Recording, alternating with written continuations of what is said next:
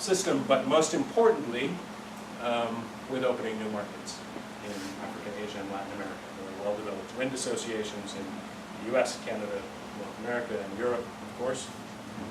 So I don't work in North America hardly, I don't work in Europe hardly. It's virtually all, and these are our members. You may know some of the companies.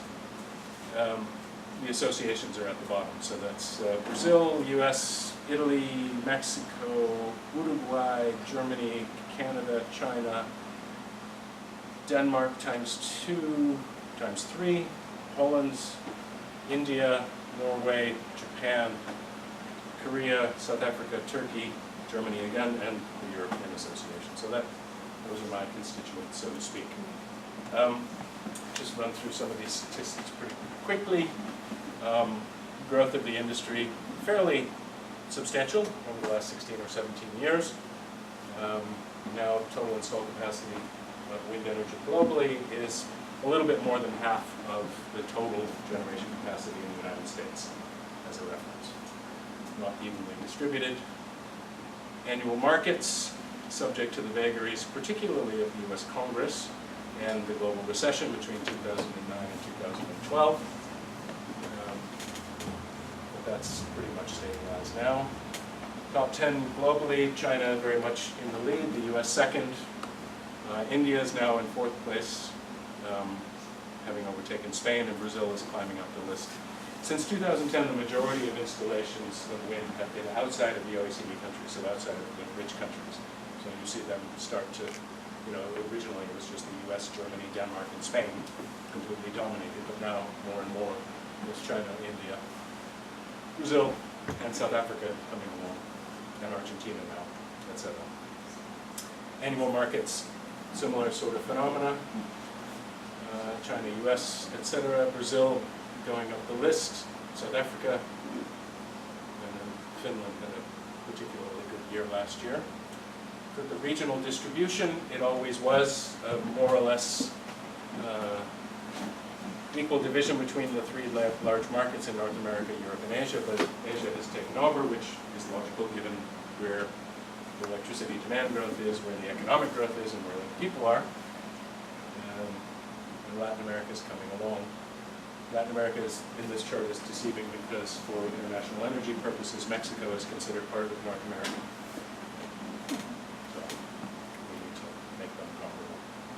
Offshore wind is the new big thing, particularly over the course of the last 2 years because of the price breakthroughs in Europe, where now it's cheaper to build an offshore wind farm than it is to build a new gas or a coal plant in Europe.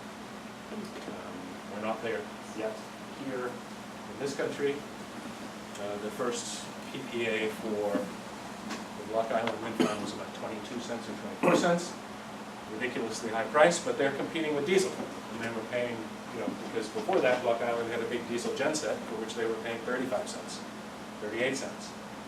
So it made sense there. But I think the U.S. industry now, the goal is to get down to 12, 11, 10 cents in the next go-round, and then you get competitive with new build anything else in this country, and then the next generation will hopefully will make it more competitive than anything else. Because the wind resources off the East Coast here are, well, you could power the whole country on the wind in the resources in less than 50 meters of water between Cape Cod and Cape Hatteras. You wouldn't do that, but it's a tremendous, tremendous resource, and now that the prices are coming down, it's a huge opportunity, especially for places like Boston, but more especially for Rhode Island and Delaware and other places whose coastal maritime industries have been in the dumps for a very, very long time. And all those states are trying to attract the European companies who are coming in to do this, and some American companies now, to revitalize their maritime industry.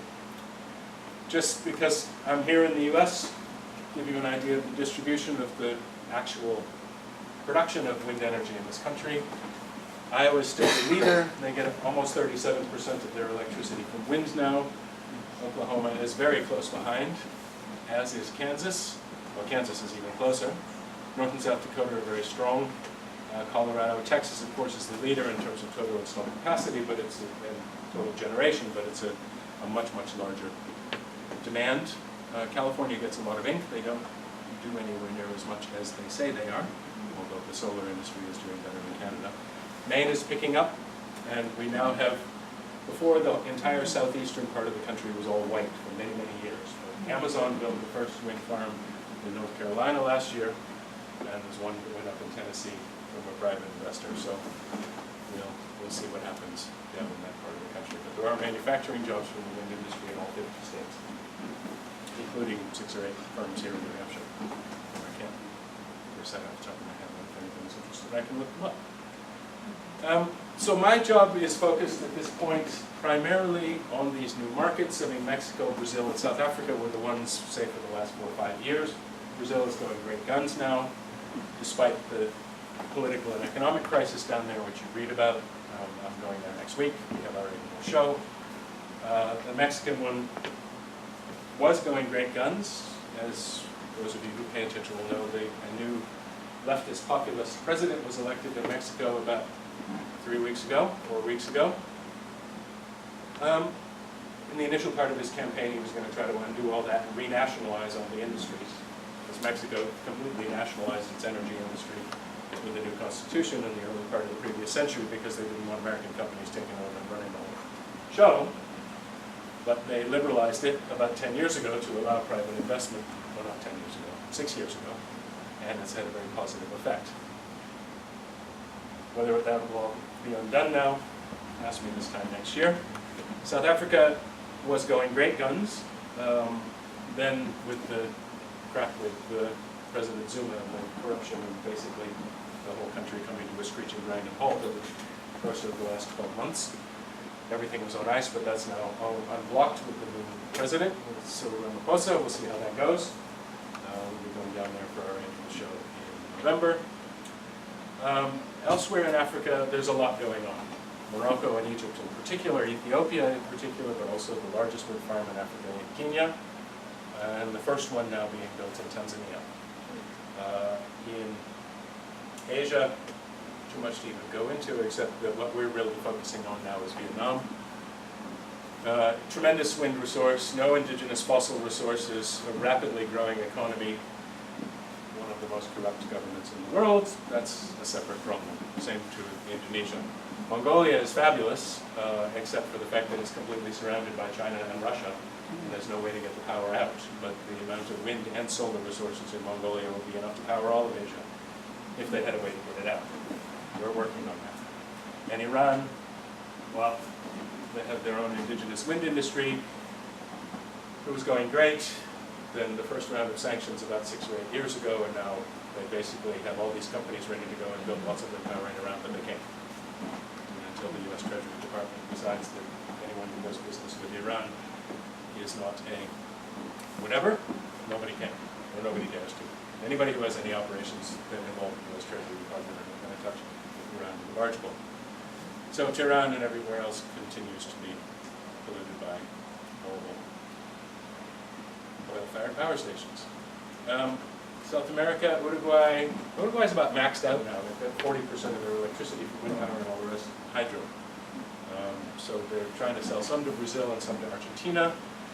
Argentina is the big exciting new market in South America simply because they had, Argentina was one of the richest countries in the world up until about World War I. And it's been run largely by crazy people ever since.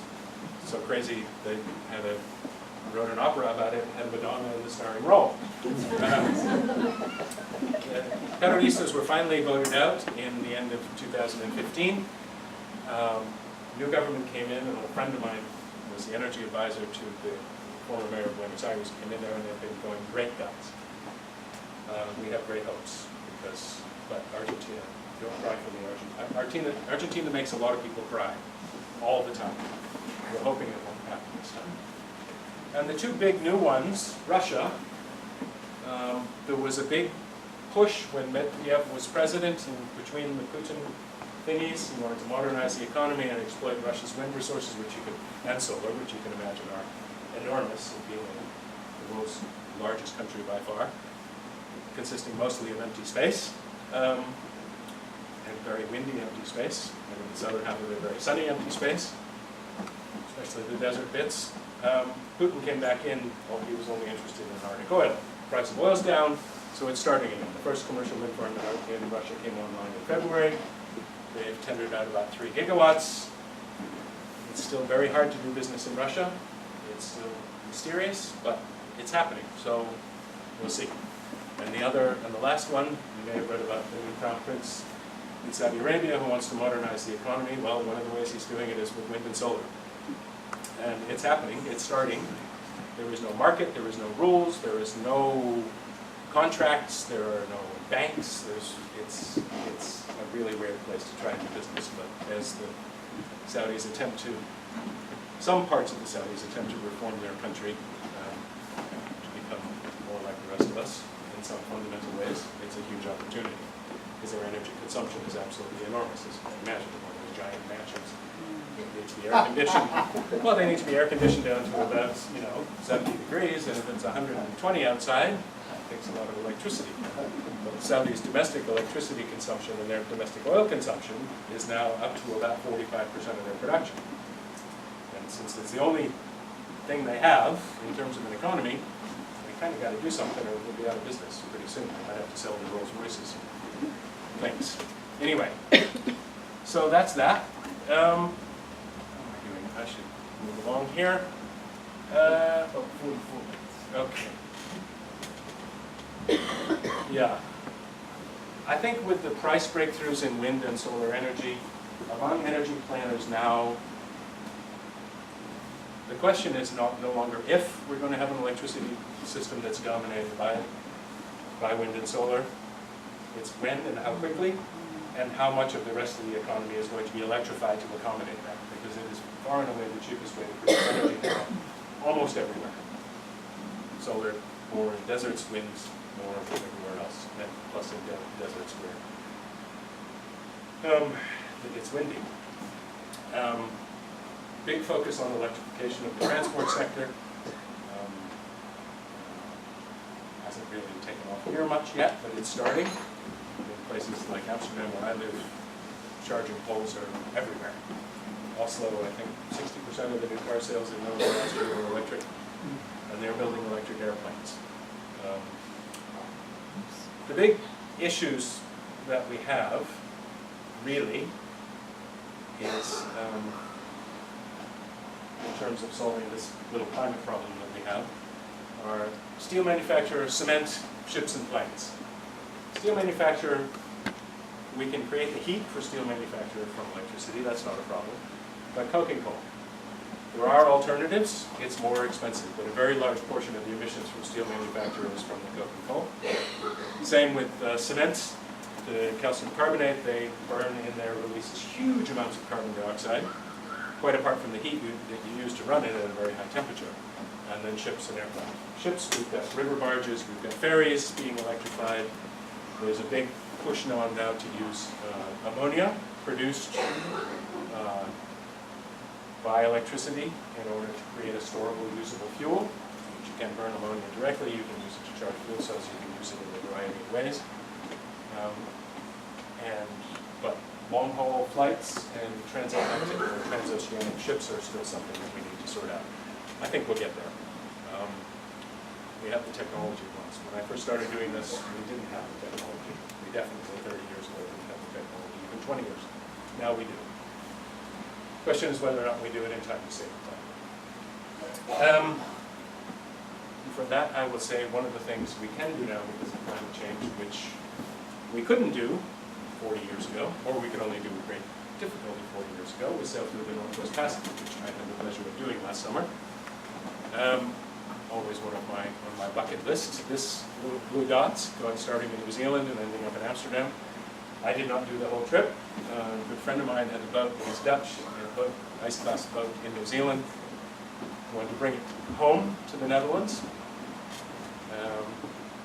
The first ship to make it through the Northwest Passage was Roald Amundsen in 1906. It took him 3 years to drift over from Norway.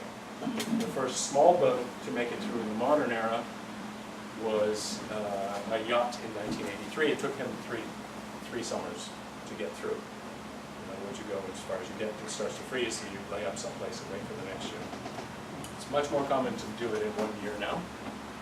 And you may have read the stories or heard the stories of the thousands of mostly British adventurers in the 19th century who left their bones up there trying to find this Northwest Passage.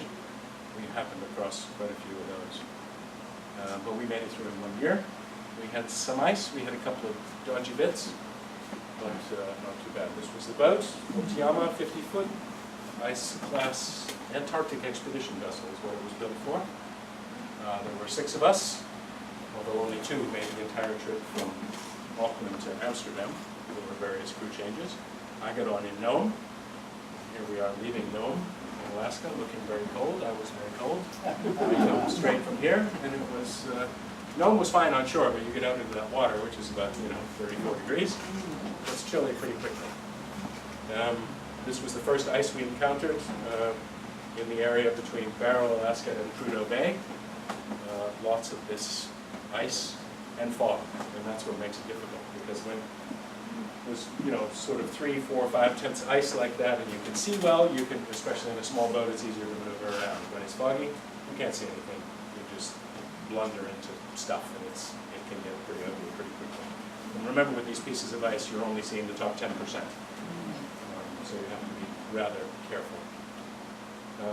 This is this North Star plant that finally did get built, the one that I talked about before, that we had the ice camp to prevent, and the skipper there on the left had been the base leader of that ice camp. We worked together on the original Rainbow Warrior in 1985. He's a good friend, but we were the geriatric expedition.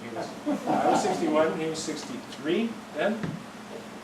Everybody else was over 60, including a 74, 75-year-old retired Scottish anesthesiologist who was blind in one eye, almost completely deaf, and a pacemaker this big, and a box of pills that he had to live on every day. We had a 25-year-old Maori kid who did all the heavy lifting, and I was on watch with him, so that was good. Ironically, we didn't see polar bears except just 20 miles off Prudhoe Bay at this Eskimo hunting camp, which is used for bowhead whale hunting in the spring and fall. We got there the night before. We were going to go ashore. We decided to take a nap instead. By the time we got up to the nap, there was Mama and cubs on the beach, and we decided not to go ashore. We sat there for about 36 hours, and there were about 14 bears there at one point, which we could watch safely from 100 yards offshore. It was fantastic. Then the ice moved away, and they were gone. Then we went over to, this is Demarcation Bay. We spent a lot of time trying to fish and whatever, without a great deal of success. The natives fish with seine nets, and they have it down to an art. They can do it, but white fellas aren't allowed to do that. It's only the natives that can fish with seines. So with a hook and lure, sinker, or worms, or whatever, we caught a couple Arctic char. And thanks to Gordon, I reacquainted myself with a 12-gauge shotgun, which I hadn't fired one since I was 12. Because we always took them ashore where we were. Fortunately, we never needed to use them. But we're in the territory of the only mammal that actively hunts humans, so we're a bit crazy. This is the the extreme eastern end of the Arctic National Wildlife Refuge. This photo is not retouched. This photo it's what it looked like. It's just an amazingly beautiful, pristine place. A place called Johansen Bay. I don't know why I included that, except for the fact that we had been fishing up the river and trying to wake up somebody on the boat to come pick us up from shore. In the Arctic, you have all these weird visual hallucinations, mirages, whatever you want to call them, weird optical effects, ice blink and water blink and all the rest of it, so you can see. And this is the only one that I was, with my extremely amateur photography skills. This is an island just outside of Johansen Bay, which we just left. This is the same island about 30 seconds later. So as you can see, most of it is a reflection of but it looks like that. And this was happening all the time. It's really weird. And there's various other things, but you're up in these high latitudes, and it's not only magnetic compasses that don't work right. So this was the tough bit. I don't know how many of you know the geography of northern Canada. You would have no reason to. But this is the central bit of the Arctic where most of the 19th century British expeditions came to grief. The Boothby Peninsula in the center, and then Prince somebody Island, I can't remember which prince it is. But that whole bit there is where the Franklin expedition came to grief, where many others came to grief, and there are lots and lots of British bones out there, and remains of British boats, one of which was only actually found finally last summer. The Erebus and the Terror, the two Franklin ships. They found the first one, it was the Erebus they found in 2014, and the Terror they finally found last summer, with satellites primarily. But getting up through along from Joe Haven, which is I'm not sure it was from, up through that bit was really the toughest part. And this is Joe Haven. This is where Amundsen went before he did either his transoceanic trip, or he was, of course, the first guy to get to the South Pole. He went to live with, sorry. I just wanted to ask, I didn't hear you say that you're getting through the northern pass now because of climate change, really. Things are melting more, and it's more open. I mean, what the other ships in the 1900s or 1800s did, it was just solid ice all the time. Oh, it's solid ice all the time. It would open up. I mean, it's, yes, there's a much higher chance of getting through now. Yes, the Arctic ice cover has reduced quite dramatically in the last 40 years. But still up there, it's a question of wind and tides as much as it is of the ice. Because the fact that there's 40 million square kilometers less Arctic ice doesn't matter if the 2 square kilometers in front of you are packed solid. You can't go anywhere, which is what happened not this summer, not to us, but it did to a couple of other boats. And 3 years ago, none of the boats made it through because of wind and weather. But yes, of course, statistically, as I said, the first boat to go through in the modern era was 1983. It took them 3 years, and they thought that was pretty good. But your window, you know, it will break out in various places, like where we are here, usually by mid-August, and then it will stay open until it starts to freeze again, which used to be somewhere about the 3rd week of September. Now it's the middle of October. But we got through that tough bit. It was the 25th, 26th of August, I think, when we get through, something like that. And that's really, you know, whether you go east to west or west to east, getting through there at the 25th of August, then you have a long way to go before you go to safe harbor. Because going to the west, you have to go all the way back across Canada, all the way around Alaska to get to Nome, if you want to spend the winter in Nome, which you don't, believe me. And it's a lot further than that down to somewhere in Cook Inlet, like Homer or somewhere down there, and even further down to Seattle. Coming the other way, you have the same problem, which I'll get to in a minute, but you come out into the Baffin Bay, and then where are you going to go? St. John's, Newfoundland? Okay, but still quite a long way. So that's really the tricky bit, is to time it so that we can get through the tough bits with enough time to get out of there to someplace safe before either hurricanes in the Atlantic or the Bering Sea fall storms, which are equally not a place you want to be in a storm. But this is Joe Haven, and this is where Amundsen went to learn how to survive in the Arctic. He married one Eskimo woman, and then eventually she died, and he married another one, but lived with them for years and figured out how to do Arctic survival, which was very different than the British, again, who went off there with their horses and all the rest of their stuff and all died. He lived, and that's a monument to him up on the hill behind the boat. So anyway, here we are heading out from Joe Haven into this mess, and again, this ice cover is not terribly hard, except for the fog. You can't see anything. It makes it ridiculous. And this is from one of our other boats. Again, good visibility, you can weave your way through, but you never know when the fog's going to come down. Now this, I don't know if it's going to work. It's just about a 30-second video. I can't do with my magic little remote, but we did a lot of this.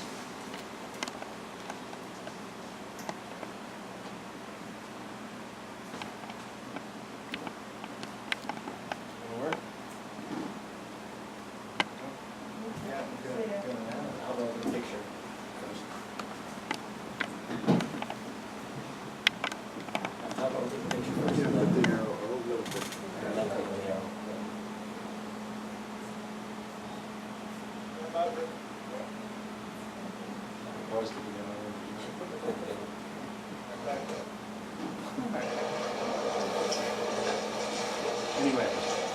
that 80% of the ice is below the water, which is a real thing you have to worry Do about. not try this at home. Do not try this in someone else's boat. He would insist on driving in the spreaders. Lean going that way? And you have somebody up in the spreaders. Yeah. Right. Lean that See. front to forward There there? you go. Okay.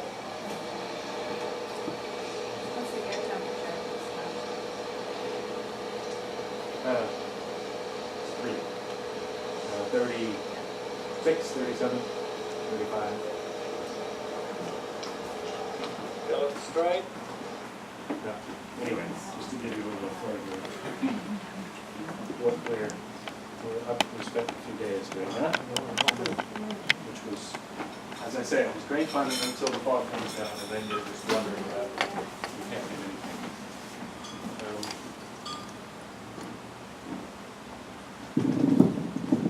But we did make it through, and we made it to the Hudson Bay Company outpost on the east side of Bellot Strait, which is, it's not still maintained by the Hudson Bay Company, but the hut is in there, and the sailors that go through, they leave stuff, toilet paper and tin sardines and whatever, and scribble their names on the wall inside. But this is our whole crew. So it was only one woman. She turned 60 during the trip, so she qualified for the geriatric brigade, but the young fellow on the left there was the one who did all the heavy lifting. And this was Franklin's hut on Beachy Island, where he spent 2 winters trying to get through, and I didn't seem to have a photograph, but one of the main problems they had was the British had just discovered canning, putting food in cans, but major mistake. They sealed it with lead, and there are all these bits of the lead is still there. There's little bits of rotten wood, little bits of rotten steel, but the lead is still there. And it's still there in the brains of all the dead sailors that you find scattered around. It's just not a good thing. Another Hudson Bay outpost with a room with a view. Very nice. Abandoned.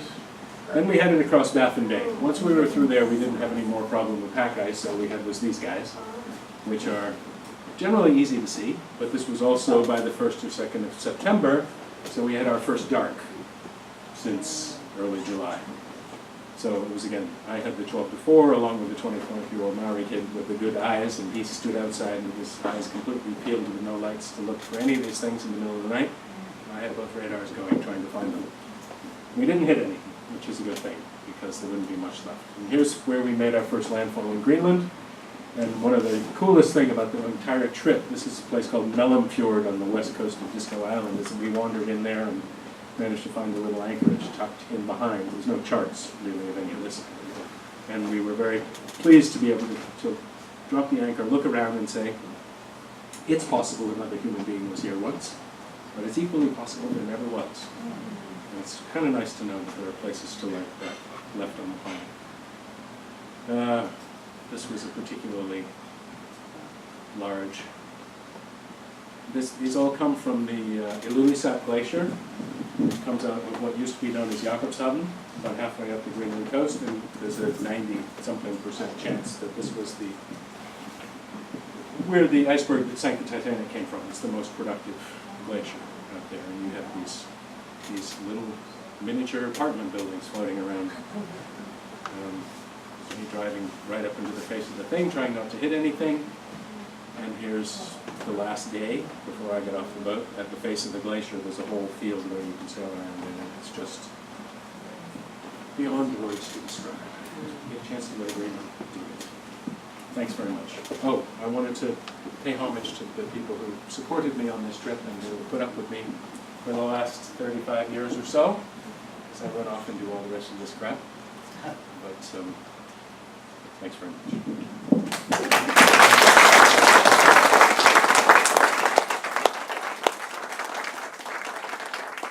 A few questions, and then refreshments. Not all at once. I'm trying to struggle. A kid who jumps off a school building in Antrim has the knowledge and ability to walk into Soviet or China. What happened to you to make you feel comfortable that you could go into these new markets, different language, different culture, and be able to communicate well? I've been doing it for a long time by then. But I don't know. I was lucky in a lot of ways, but I think I'm also lucky growing up at the time that we did, where my mother was telling me, you can do whatever you want, constantly, and there was a fair amount of evidence to support that, in terms of the stuff that people were doing around the place, and a time of big change in my formative years, and when I got out of school, I see my own kids struggling with, and I see kids struggling today, these highly competitive school situations, a really tough job market, financial difficulty. We didn't worry about any of that shit at all. I didn't anyway. I always support myself if I need to, but I wanted to do something that, my main objective was to avoid a job where I was tied to a desk and to do something interesting. So I think it was partly, growing up in a place where the main thing I remember about growing up here is that I would get out of school from the age of 7, 8, with Arthur and John, go down, eat a package of Oreos, then go out into the woods, or go anywhere you want, from age 6, 7, and you had to show up for supper, or when it got dark, or something. Yeah. There were no rules, there were no restrictions, there was nothing. No fear. No fear. No fear. Right. Well, Right. I had fear of Jack LaMonda. Yeah. Jack LaMonda, who, when my hair got too long, chased me from the school down to my house carrying a butcher knife. I feared Jack LaMonda, but I didn't fear it. I didn't fear bears, or I didn't fear pedophiles, or I didn't fear kidnappings, or there was none of that. We never locked the car. My mother left the keys in the car. Somebody took it for a joyride once and they brought it back. I think that's a precious thing which people don't really appreciate. And it allows you to grow and not fear to try new stuff. It was partially, the end of this 70s. A very different time. Shotgun Gordon, please. Plus, he spent a lot of summers playing drums on Main Street in summer with the window open, so he's used to people listening to him. And giving constructive criticism. I had I probably shouldn't tell this story. Tom Lithgow. Do you Yep. remember Tom Lithgow? Also played drums. And he was like me in high school in sort of being part of the avant-garde who smoked this funny little green substance from Mexico or whatever. And he brought his drum kit over one night, and we're sitting in my house in the corner of Western Maine playing drums with both sets of headphones into the same record player. I can't remember what we played, but really loud, obviously. About 10:30, 11 o'clock, all of a sudden the door bursts open, and it's the chief of police standing in my bedroom with a big bag of dope lying on the bed. Jesus. But it was, he was a member of this church, Clark Craig, lovely